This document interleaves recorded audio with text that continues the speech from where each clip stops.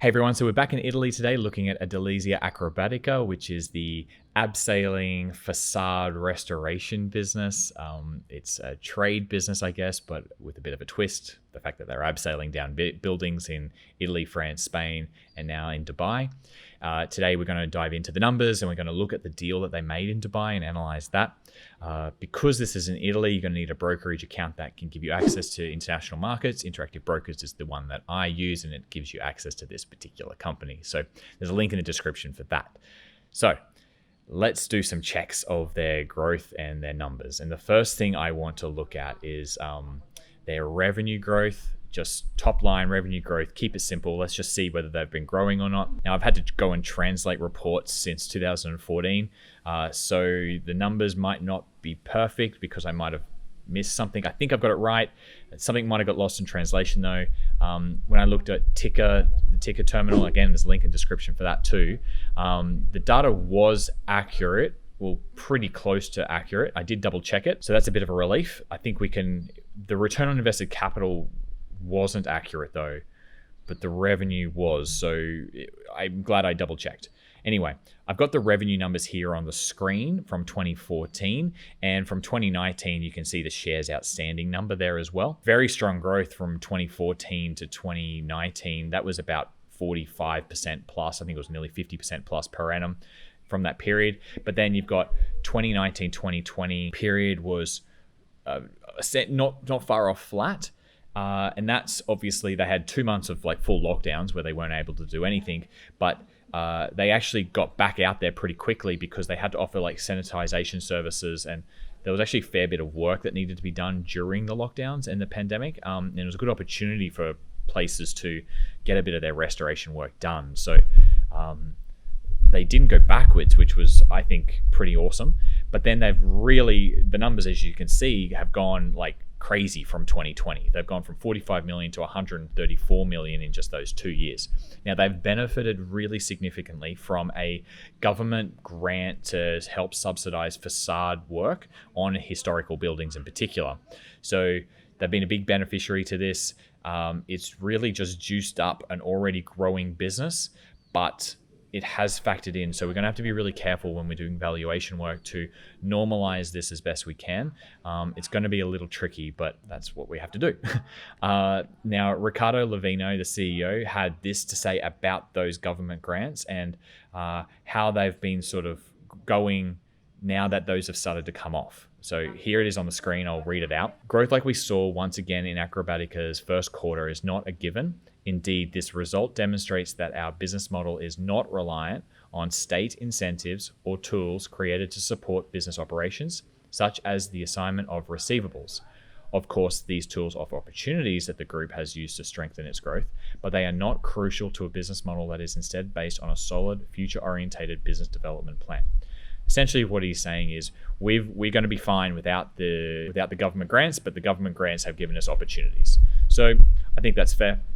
Now, regarding margins, I'm going to jump into TIKR Terminal now to show you some of these. Okay, to look at the margins, like I said, the net profit margin was 15% or so, and you just want to see gross margins as well, staying pretty stable, and we've about 67%, 68% throughout the last 5 or 6 years.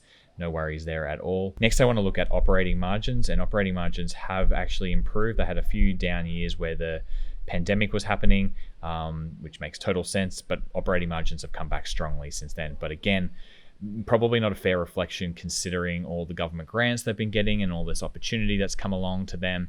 I'm going to temper this growth in particular and bring it down to a more normalized level of about that, somewhere between 10, 15, probably closer to 15% net profit margins when I get down to net profit. It's currently at about 17%. So I'm going to normalize that down to about 15. Next, I'm looking at the return metrics, and it shows here return on capital, return on equity are really strong, except for the 2 years, sort of 19, 20 of the pandemic years. But that's a little bit misleading. I'm going to put the numbers here on the screen right now, and this is from their actual financial presentations. This is how they record them. So I've got 2016 at 32% all the way down to, well, we haven't got to 2022 yet. The results The document hasn't come out yet, but 2021 it was 17%.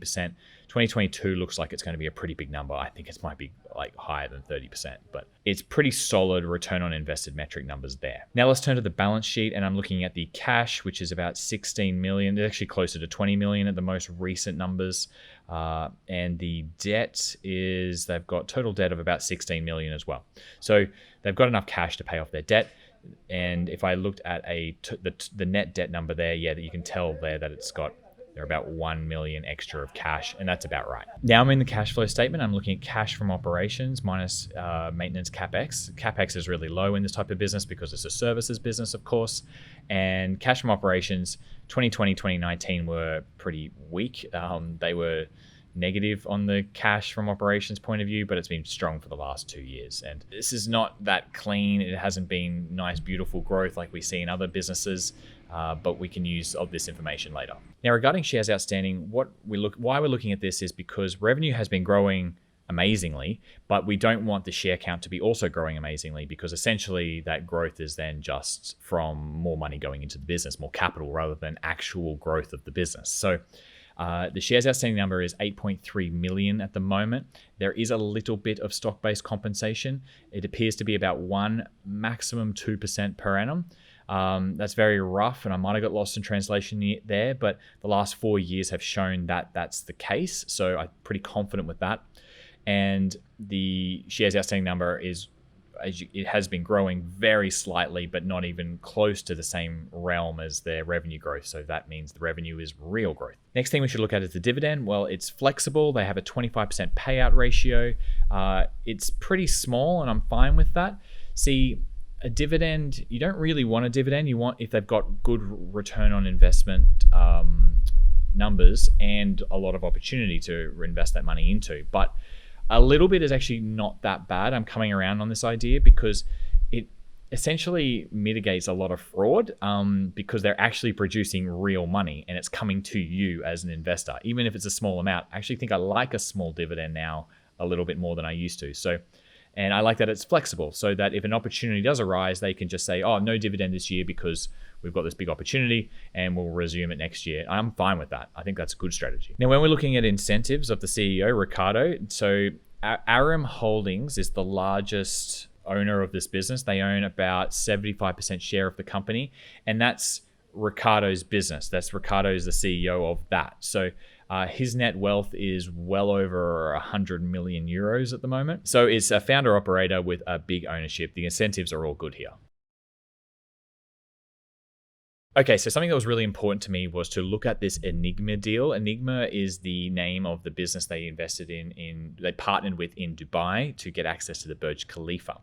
So they paid $7.2 million for a 51% share of the profits of the business that was already doing it in Dubai. The profit is $841,000 was what they were making. So they've just bought in at like 51% of that profit number. So they essentially paid 15 times profit. I think that's not a very good deal. I think that's pretty excessive. 15 times for a business like this, like I don't think it's worth, I thought on the private market might be worth 8 to 10 maybe. I guess the Burj Khalifa is the big draw card here. There's actually also a little bit of stock involved in the deal. I didn't really like this because when I've studied serial acquirers before, I like them being really disciplined, not paying with stock, just paying with cash, things like that. But I'm not going to throw them out immediately. See, the deal was, the strategy behind it is a stepping stone deal into the United Arab Emirates. They have now the Burj Khalifa, which will give them a lot of extra publicity and a lot of opportunities with that.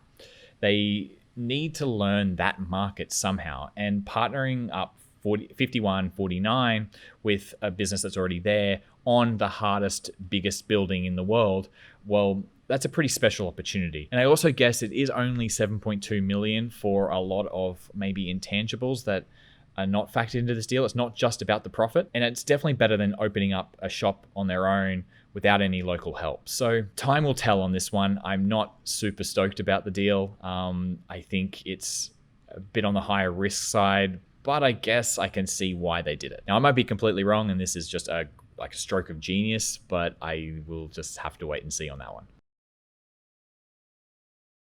Now, regarding the growth opportunities, there's a lot of them. So expanding throughout France or continuing to expand into France.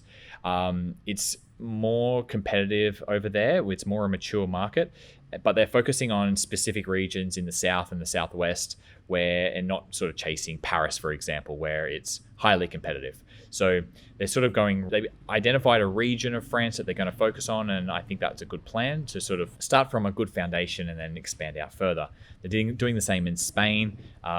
They've also identified Portugal and Switzerland as potential markets that they want to move toward. And of course, with that Enigma deal, that's signaling that the Middle East is a very attractive place for them to work as well, which if you've been to Dubai, there's millions of buildings and there's a lot of glass and there's a lot of tall buildings. So this opportunity for abseiling down is obviously going to be necessary because they can't put scaffolding up the Burj Khalifa or anything like that. So if I was to talk about like an overall thesis of this, essentially it is that buildings get older. They need maintenance work on them, and historical town centers need restoration works done all the time.